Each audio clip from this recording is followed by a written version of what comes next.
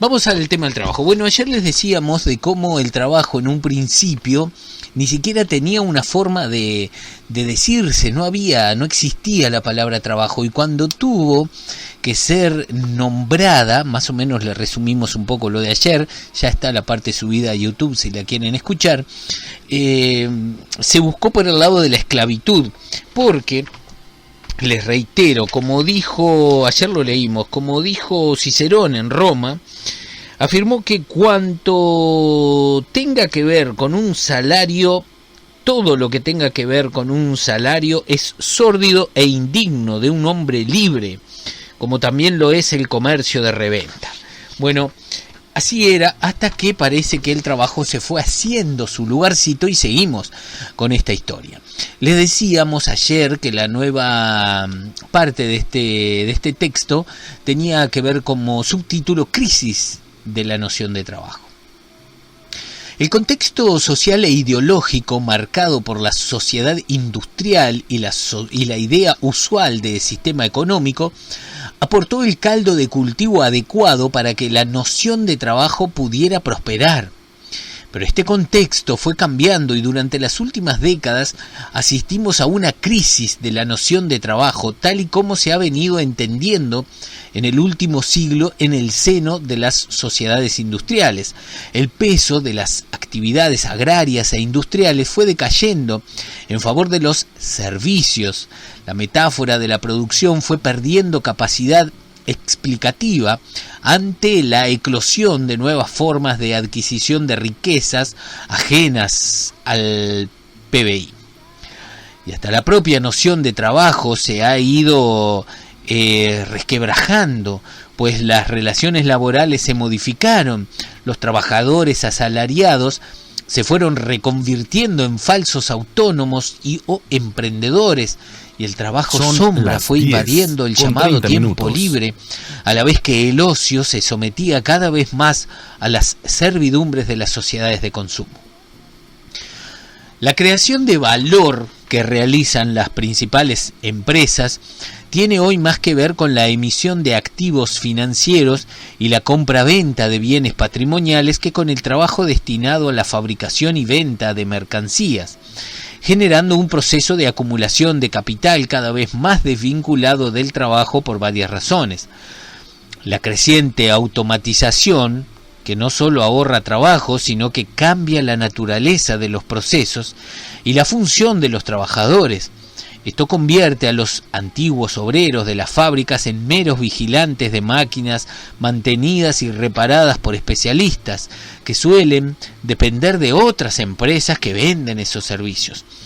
A este fraccionamiento de tareas se añade la posibilidad que ofrecen los actuales medios informáticos de ejercer múltiples actividades sin necesidad de acudir al trabajo, diluyendo así la propia jornada y tiempo presencial de trabajo, como bien se ha quedado ilustrado después con este trabajo industrial a partir de la pandemia del COVID, por ejemplo, donde la sociedad tuvo que acudir obligatoriamente a ese trabajo virtual.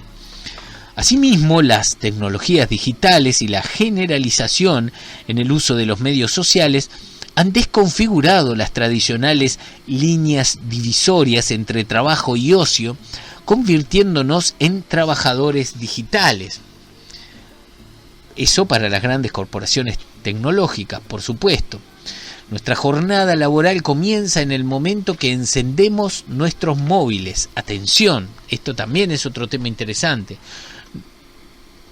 También cuando nos conectamos a Internet y empezamos a generar datos aportando tiempo de trabajo digital que las empresas tecnológicas convierten en capital. Por otro, se acusa el fraccionamiento ocasionado por la deslocalización de procesos desde las antiguas metrópolis industriales hacia el resto del mundo, recurriendo luego al transporte y la logística para unir las piezas a ensamblar y embalar y distribuir los productos a vender. Con lo que las empresas transnacionales han organizado la mismísima creación de valor derivada de la fabricación y venta de mercancías en redes que alcanzan dimensiones planetarias y que se sirven además de los paraísos fiscales para camuflar ingresos y evitar impuestos. Completito el círculo, podemos decir, ¿no?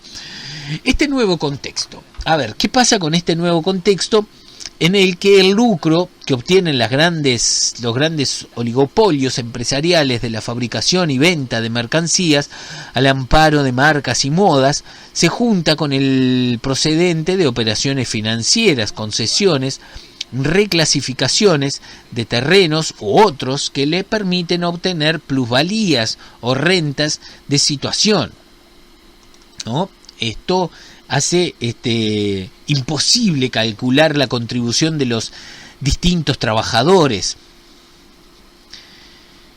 porque este es un proceso de creación colectivo del valor.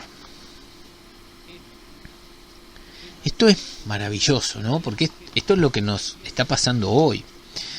Recuerden que ayer recién justo estábamos hablando que no hace mucho en la historia al trabajo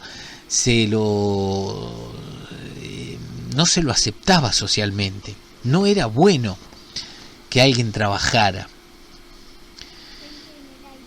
Sin embargo, aquí estamos ahora en este punto de hoy, de lo que estamos hablando. En esta nueva situación, la justificación productivista del trabajo decae en el mundo académico, no solo con la economía neoclásica y su teoría subjetiva de la formación y distribución del valor, sino también con la economía crítica que recurre a otros instrumentos para romper el reduccionismo del enfoque económico habitual. Por una parte, la economía institucional percibe la distribución del valor generado en el proceso económico como un juego de poder favorable al empresariado, cuyas imposiciones son corregibles por instituciones como el salario mínimo, los convenios reguladores o la renta básica universal. Por otra, la economía ecológica pide a gritos volver a conectar el análisis de los procesos económicos con el mundo físico y social en el que se desenvuelven, adoptando enfoques transdisciplinares y multidimensionales que también tienen que ver con la distribución. Por ejemplo, la denominada regla del notario, que subraya que la valoración de procesos y trabajos suele variar en sentido inverso al coste físico y a la penosidad de los mismos, es decir, que los procesos con mayor coste físico y los trabajos más penosos suelen ser los menos remunerados. Eureka, hemos llegado a una realidad. Bueno, ¿se acuerdan que ayer hablamos de que cuando comenzó todo este tema fue el momento que nosotros decíamos por demás interesante para haber puesto en aquel momento cuando se consideraron que era trabajo, porque trabajo era lo que producía algo, no se vio que, por ejemplo, las tareas de la casa, ya sean hechas por hombres, mujeres, lo que sea, hombres también, porque en general hablamos de las mujeres cuando las tareas de la casa, pero bueno, se hablaba en aquel entonces, lo explicamos ayer, si se hubiese incluido esas tareas dentro de lo que era trabajo, todo hubiera sido muy distinto. Claro, no cerraba que alguien que se quedara en su casa cobrara por trabajar. Ahí fue quizás una de las bases más fuertes que le terminó faltando con el paso del tiempo a la sociedad del trabajo como se venía armando, y ahora con todas estas cosas que estamos contando ahora parece que renguea ya no solo por ese lado sino por todos lados. En lo que refiere a tiempo de trabajo hay que puntualizar que aumentó dramáticamente con la revolución industrial y la expansión del capitalismo, alcanzando un máximo de alrededor 3.500 horas por año a mediados del siglo XIX, para luego disminuir progresivamente hasta mediados del siglo XX debido a la lucha sindical. Gracias a la lucha sindical, la reducción del tiempo de trabajo llegó a concebirse entonces como el resultado inevitable de los aumentos constantes en la productividad del trabajo, Ahora vamos a la pausa. Después de la pausa, el trabajo les va a dedicar una canción en el título. Lo va a hacer Francis Andreu y después seguimos con esto del trabajo, ya entrados en lo actual y en la perspectiva a futuro de lo que puede ser trabajo. A mí a veces me da mucha gracia que se hable de perspectiva a futuro, porque realmente no tenemos la más pálida idea de lo que puede suceder en 5 minutos en este mundo. Pausa y ya volvemos. Estás en Tente en el Aire. Esto es el programa Letra y Música. Te queremos ahí a la vuelta. Pausa, ya volvemos. 24 horas contigo, cuando y donde quieras. Sigamos, a ver qué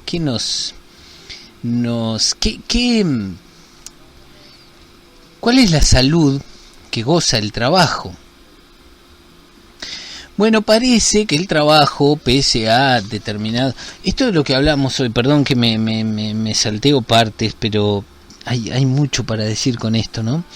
Que evidentemente se maneja todo en este sistema capitalista, y que no es que esté bien ni mal, es el sistema que tenemos y tiene sus reglas, sus leyes para seguir, y bueno, y si lo queremos hacer distinto, de alguna manera hay que romper todo y arrancar de nuevo, pero como decíamos, a veces, ¿qué es lo que tenemos a mano como para arrancar de cero, digamos? Rompemos todo, terminamos con muchos de los trabajos, pero tenemos en nuestra huerta, tenemos casas, tenemos huertas naturales para alimentarnos, tenemos formas de cómo, o sea, el sistema está demasiado metido en nuestras vidas, y realmente a veces sería lindo salir de todo esto, pero habría que buscarle la manera, habría que buscar esa alternativa, habría que cambiar esas formas sociales que tenemos. Sería, a mí a veces yo me pongo a pensar, y es como una promesa de algo lindo a futuro que me imagino nuestros hijos podrán ir llevando adelante, porque lo cierto es que el trabajo, hagan la cuenta de lo que hace 40 años, 50 años, una persona quizás trabajaba una sola persona en la familia, y de esa persona vivían capaz 3, 4 hijos.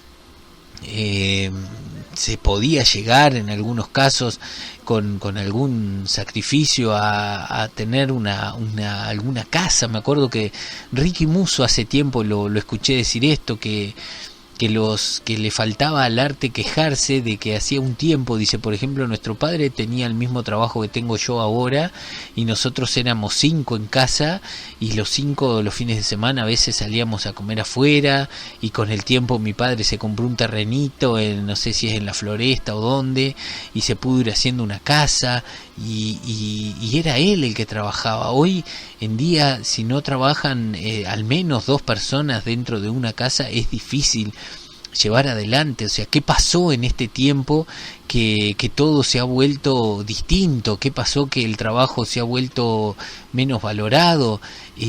Algo está sucediendo. Bueno, la relativa salud de la que sigue gozando el trabajo como elemento central, dice este texto, y vertebrador de las sociedades contemporáneas, se explica por una efectiva combinación en el uso del palo y la zanahoria. Exacto. Así, junto a los mecanismos coercitivos que nos fuerzan a trabajar, miedo al paro, la miseria y la exclusión social, ahí está la exclusión social. Nosotros mismos somos los generadores de lo que a veces a nosotros mismos nos termina apretando. Entonces, es todo un tema. No hay que subestimar los incentivos y mecanismos culturales que empujan a grandes segmentos de la población a abrazar voluntariamente el evangelio del trabajo. Consumo con fuente de placer, comodidad, ostento, símbolo de estatus social. Sin embargo, una vez que nuestras necesidades materiales básicas han sido cubiertas, el trabajo como fuente de felicidad a través del consumo evoca la imagen de una rueda de hámster. En una sociedad desigual, la competición por el estatus a través del consumo no tiene fin. La mercantilización y el afán de emulación desatados en las actuales sociedades de consumo hace que la meta de las necesidades se desplace más rápidamente que los ingresos de que dispone la mayoría de la población para alcanzarla, generando un estado de insatisfacción crónica. Tal cual. Se llega a presentar así el horno economicus, eso lo hace Illich, como un eslabón intermedio en la transfiguración de la naturaleza humana desde el Homo sapiens hacia el Homo miserabilis. La generación que siguió a la Segunda Guerra Mundial fue testigo de este cambio de estado en la naturaleza humana desde el hombre común al hombre necesitado. Vamos ahora con las perspectivas y nos acercamos al fin de este trabajo. Las perspectivas que ofrece la encrucijada actual oscilan entre dos extremos. O bien, una sociedad adquisitiva cada vez más crispada en la que se sigan dando nuevas vueltas de tuerca al aumento conjunto del paro y el trabajo compulsivo precario, del consumo y de la competitividad a costa de la insolaridad y la segmentación social, situación consustancial a una sociedad que seguiría prisionera de la mitología del trabajo, o bien el de una sociedad más cohesionada y solidaria, con medidas de protección social que aseguren un mínimo vital y favorezcan el libre ejercicio de actividades útiles e incluso placenteras, creativas y cooperativas, y en la que se practique una reducción consciente del dominio de la actividad mercantil y de la jornada laboral, a la vez que se reorganiza y reparte el trabajo asalariado, a fin de evitar la actual dicotomía entre el paro y el trabajo compulsivo, y de corregir la acusada asimetría que hoy se observa entre la retribución y la penosidad del trabajo.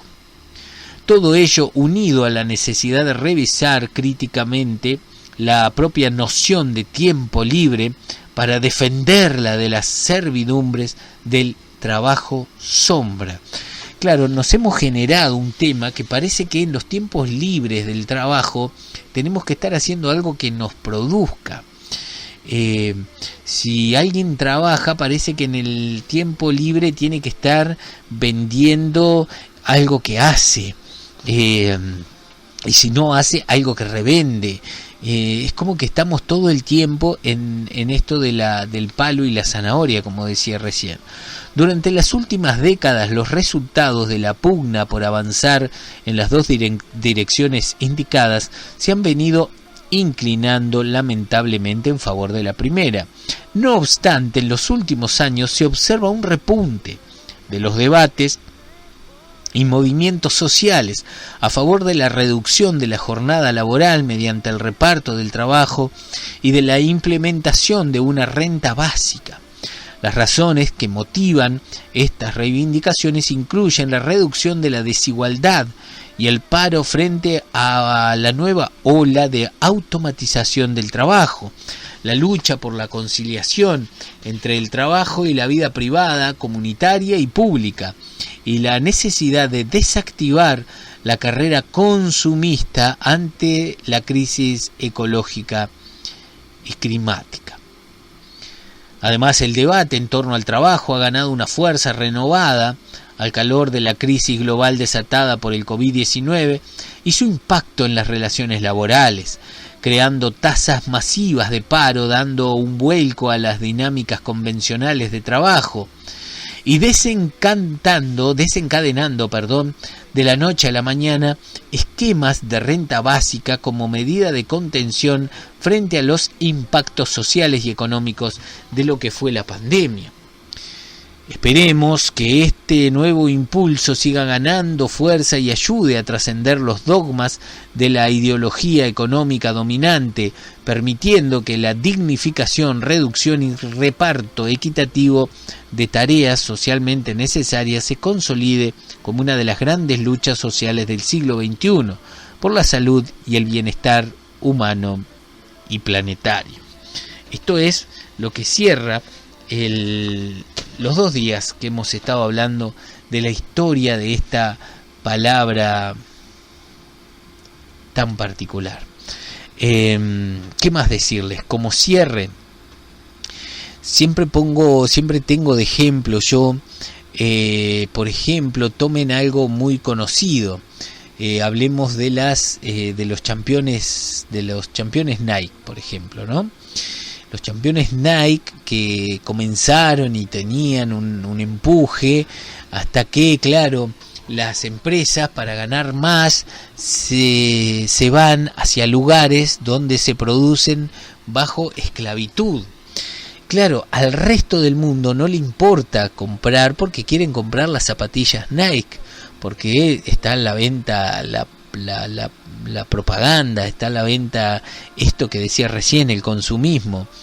Sin embargo, para que Nike sea redituable o más redituable, pero para los dueños, no para los trabajadores, Nike, apoyado por el gobierno de Estados Unidos, saca sus industrias de Estados Unidos y las lleva a países donde la esclavitud, casi esclavitud o esclavitud diría yo, está absolutamente permitida con tal de que les den trabajo. ¿A quién de nosotros realmente nos importa eso? ¿Cuántos de nosotros igual compramos los campeones? ¿Es porque consideramos que es una batalla perdida ya? ¿Es porque consideramos que ya nos pasó la ola? ¿Podemos hacer algo realmente? Sabemos que no es solo Nike, pero probablemente si el vecino de la esquina quizás hiciera un curso de zapatero, hiciera sus zapatos y sus championes, que seguramente serían mucho más fuertes que los Nike, no le iría bien. ¿Por qué no le iría bien? Bueno, porque ya no le fue bien, porque ya no hay zapateros casi ni siquiera para pegar una suela. Entonces de eso se trata también este progreso del trabajo. No sé si progreso en el sentido de avance, de avanzar, de ir para adelante, no de que se progrese en cuanto a calidad humana. Ahora, en el caso de esto de los campeones, no ganan ni los que trabajan, ni los que lo mandan, ni los que lo importan, ni los que lo importan sí, pero no de los que pertenecen a la cadena primaria, digamos. No gana ninguno de esos.